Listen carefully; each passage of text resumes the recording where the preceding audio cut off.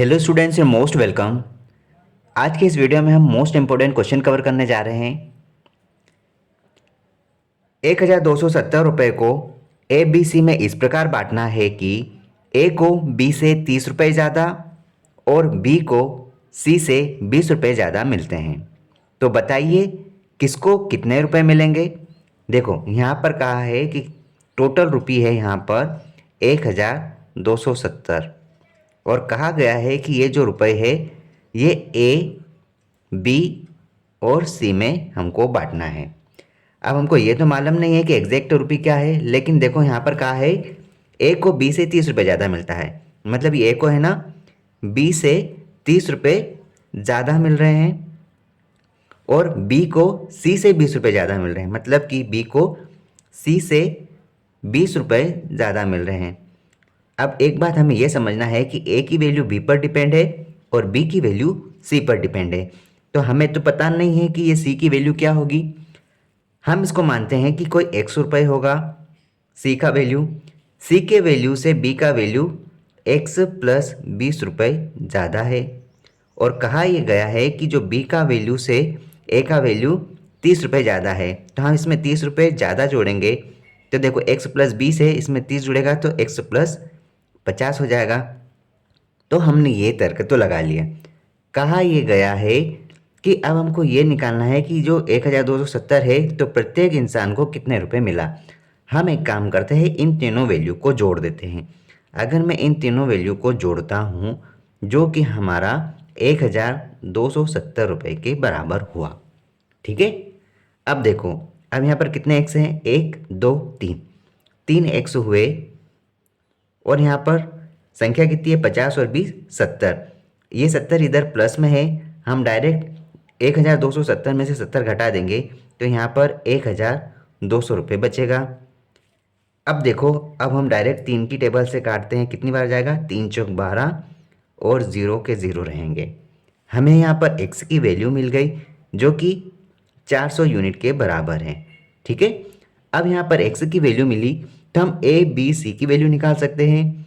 हमने यहाँ पर a का वैल्यू x प्लस 50 कहा है तो हम यहाँ पर x में 50 जोड़ देंगे तो 450 हुआ। अब 450 कहाँ है, a में है, मतलब कि a वाला हमारा सही आंसर है। लेकिन हम तीनों वैल्यू निकाल लेते हैं। b का वैल्यू हमने निकाला था x प्लस 20, x का वैल्यू रखो 400 प्लस 20 420 होता है और हमारा c का वैल्यू क्या है था x, मतलब कि 400 था। तो ये हमारे रुपी थे। इस प्रकार से इस टाइप को हम कवर कर सकते हैं। इस टाइप के और क्वेश्चन देखते हैं। ये क्वेश्चन देखो, 830 रुपये को ए बी सी में इस प्रकार बांटना है कि ए को बी से 70 रुपये ज़्यादा मिले और बी को सी से 80 रुपये ज़्यादा मिले। तो बताइए ए बी सी को कितने कितने रुपए मिले। देखो यहाँ पर कहा गया है कि ये टोटल जो वैल्यू है 830 रुपये, ये बांटना है हमें ए बी सी में। यहाँ पर ए बी और सी की वैल्यू निकालना है। ए को कहा गया है कि बी से 70 रुपये ज़्यादा मिलते हैं और बी को सी से 80 रुपये ज़्यादा मिलते हैं। हमें यहाँ पर फिर यही इसी प्रकार से सॉल्व करना है कि यहाँ पर सी का वैल्यू हमें पता नहीं है।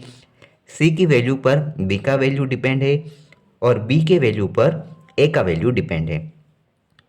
सी को मानो एक्स और जब सी में हम 80 रुपये जोड़ते हैं तो ये हमारा बी का वैल्यू बन जाता है।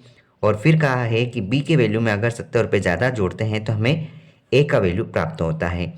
तो बी के वैल्यू में हम 70 रुपये जोड़ेंगे तो कितना चले जाएगा 150 रुपये। बस ये आपने अपने अनुसार मान लिया है ए बी सी का वैल्यू। क्वेश्चन में कहा है कि इन तीनों का वैल्यू 830 रुपये के बराबर है। तो 830 रुपये इसके इक्वल में रख दो। आप इनको जोड़ो, कितने एक्स 3 एक्स हुए। अब यहाँ पर आप जोड़ो 150 और 80 कितने होते हैं 230। तो आप यहाँ पर 230 लिखो जो कि प्लस में रहेगा और यहाँ पर 830 है। अब देखो इसको ध्यान से समझो, हम 830 में से 30 काटेंगे तो 800 बचेगा और 800 में से ये 200 घटाएंगे तो यहाँ पर बचेगा 600। 3 की टेबल से 6 कटेगा 2 बार और 0 के 0 रहेंगे। हमारे पास x की वैल्यू आ गई यहाँ पर 200। हमें यहाँ पर ABC की वैल्यू निकालना है। ए की वैल्यू कितनी मानी हमने, x प्लस 150। 200 में 150 जुड़ेगा तो ये हो जाएगा 350 और 350 सिर्फ एक ऑप्शन में है, ऑप्शन ए हमारा सही आंसर है। बी की वैल्यू भी निकाल लो आप x में 80 जोड़ो 280 हो रहा है और सी की वैल्यू 200, यही आपका आंसर है। एक लास्ट क्वेश्चन देख रहे हैं।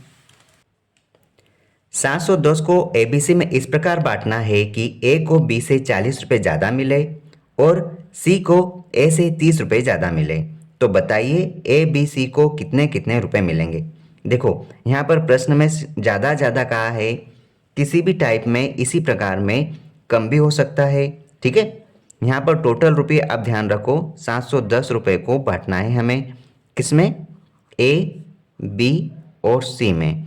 यहाँ पर ए की वैल्यू बी पर डिपेंड है जो कि 40 रुपये ज़्यादा है और कहा है यहाँ पर कि सी को ए से 30 रुपये ज़्यादा मिले, मतलब कि सी को ए से 30 रुपये ज़्यादा मिले हैं। तो इस प्रकार से सी की वैल्यू ए पर डिपेंड है जो कि 30 रुपये ज़्यादा मिले, ठीक है। बस आप इसको सोल्व करने की कोशिश करो।